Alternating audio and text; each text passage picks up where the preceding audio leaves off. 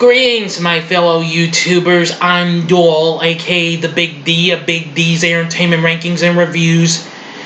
Back again with another anniversary review, and this time around I am going to review the cult classic UHF from 1989. It turns 30 today. Originally released by Orion Pictures and starring Weird Al Yankovic in his feature film debut. This was a film that had been in works for some time after the release of Al's second album, 1984's Weird Al Yankovic in 3D, which was the album that, featured his parody Eat It and becoming him a household name and instant celebrity. But anyway, Al stars as George Newman. He and his friend Bob are having trouble trying to keep a steady job because, George has a bit of a hyperactive imagination, which eventually gets him and Bob thrown out of job after job after job. And so apparently soon he learns that his Uncle Harvey had just won the deed to a rundown old UHF station. Well, he and his girlfriend Terry, he goes there and meets this strange dude named Philo who actually lives there. But soon he and Bob decide to take a chance and go for it. He figures they could do better with our old reruns and put on more live shows. On their first day there, they meet Pamela Finkelstein, who really wants to be big name in news and what have you.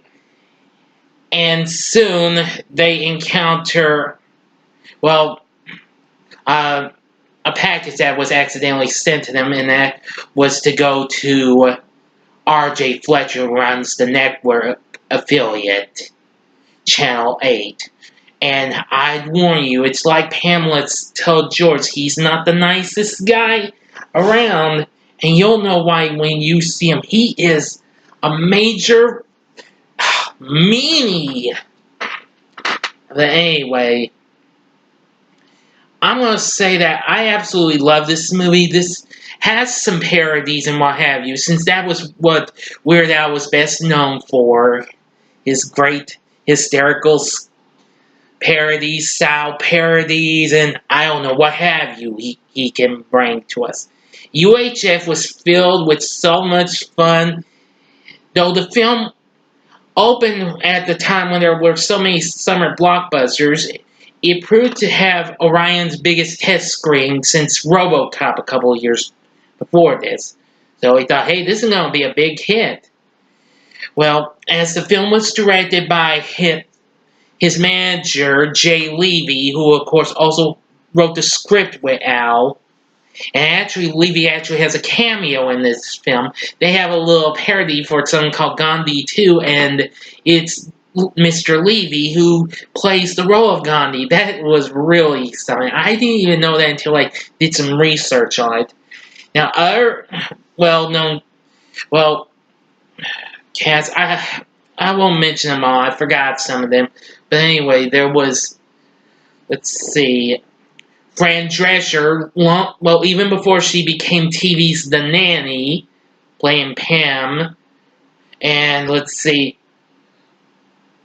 there was Victoria Jackson, who was big on Saturday Night Live at the time. She plays George's gal pal Terry, who they unfortunately been having an on-again, off-again relationship or what have you, since George has been getting thrown out from job after job, and now you get the message, okay?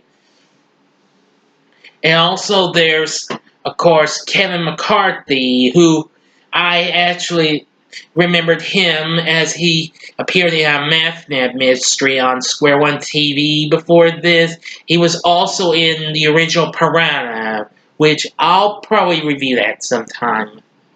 I know I've been saying I'm going to review several movies, but I just haven't been having the urge to, because even though I'm still trying to recover from my cough and what have you, But anyway, even so, it had a great big cast. UHF did.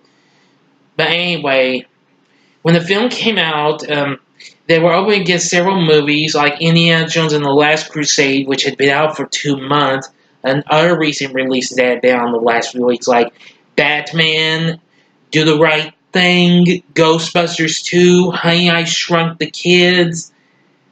Oh, the list could go on. And somehow UHF came in right in there. It was a modest success, and it got mixed response from critics, although the film went on to become a cult classic. But unfortunately, its failure left a deafening silence, according to what I heard on the VH1's Behind the Music of Weird Al years back. According to Al, he exclaims he believes that Siskel and Ebert thought he was the Antichrist. Yeah. But anyway, let me get back to the movie. Soon, apparently, when they do okay and stuff, but Channel 8's really starting to crush them. And, well, even when they bring in one of Channel 8's former workers, a janitor named Stanley Spadowski, who's an absolute funny guy, they soon get their ratings back up.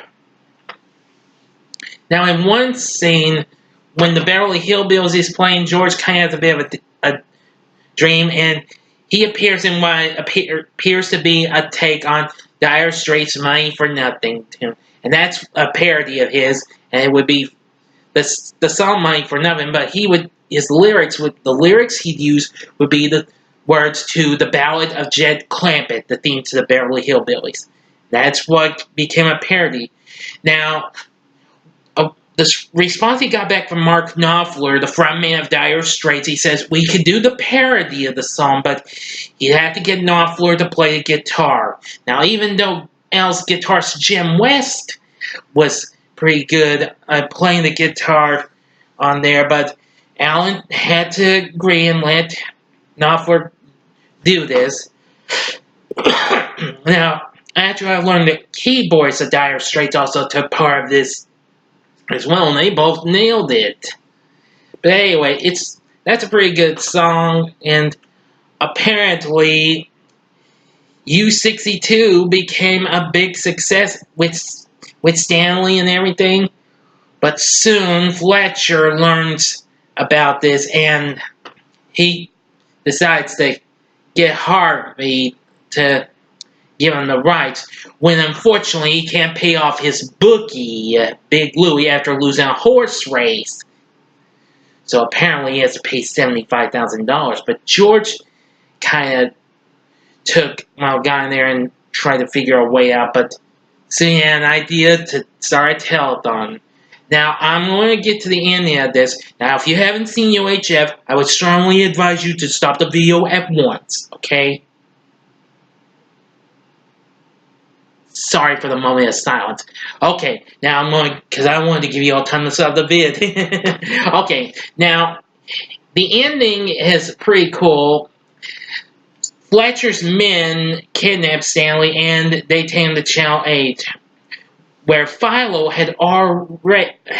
would soon, well, bug the place and give Fletcher a taste of his own medicine, what he said to Terry about what's been going on. So, but they were starting to lose money, and, well, they managed to get Stanley back after because we've seen Al take on two heroic characters of the 80s flicks. Indiana Jones in the beginning, and Rambo when he goes after Stanley. And so he managed to do a good job, especially once Cooney, played by Jed Watanabe, and these other karate dudes take out Fletcher's men. Now, Cooney's a pretty funny character, and I love this guy. He's absolutely funny. When we see him, and he sees one guy get thrown out the window, and George is like, beginner's class today, huh? And Cooney's like, yeah, that's so stupid! And stupid! I can't really hardly say it in the way, but that's what he says. Yeah, that's so. That's absolutely funny. It had some of the funniest moments ever.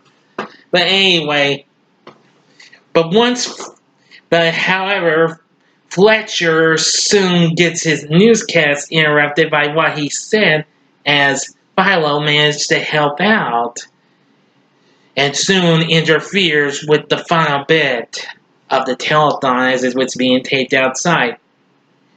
And if that wasn't enough, Big Louie, Uncle Harvey's bookie, comes along ready for the money. But Fletcher refuses and decides to make an announcement first.